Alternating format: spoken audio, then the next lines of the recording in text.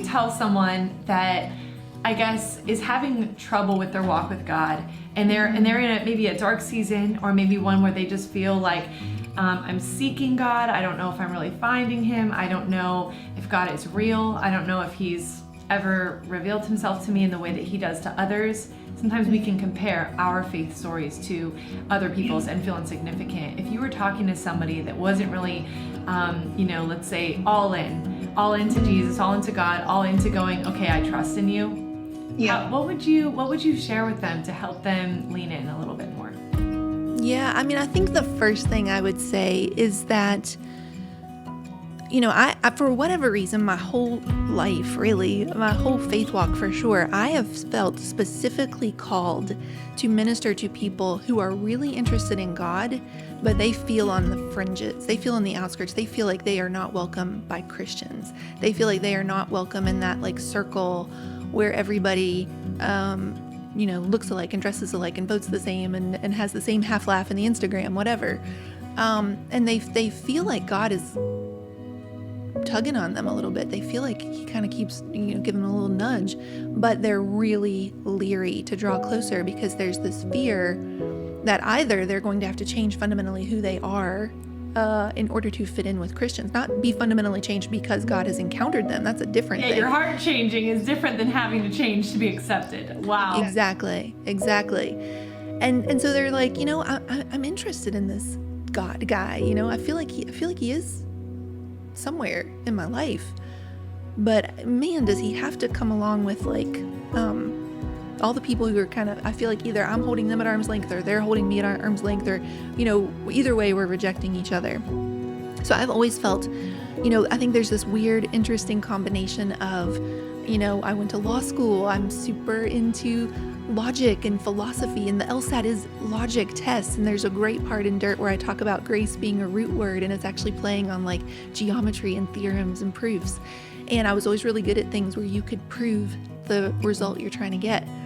And so that's the first thing I would say, is that if you feel like I'm doing it wrong because it doesn't look like that person makes it look like, my quiet time isn't perfectly styled with a swirly cappuccino or whatever the case may be, is just take other people out of it for a second. Just start with you and this force in your life who's trying to talk to you, and put shut out all the noise, shut out all the supposed tos, what it's supposed to look like. I'm doing this wrong. How do I even start to pray? What are the words? I'm going to say the first prayer and it's going to be like, oh, you failed, get out of here. And I get that profoundly, because I remember going to my first Christian conference and thinking I was going to get run out, or tarred and feathered or whatever, if somebody asked me what my favorite scripture was, and I couldn't think of anything but John 3:16. Do you know what I mean? It was like, there is this performance and this pressure and this, we think we're going to be found out, that we're not enough of something for God. That's really what it comes down to.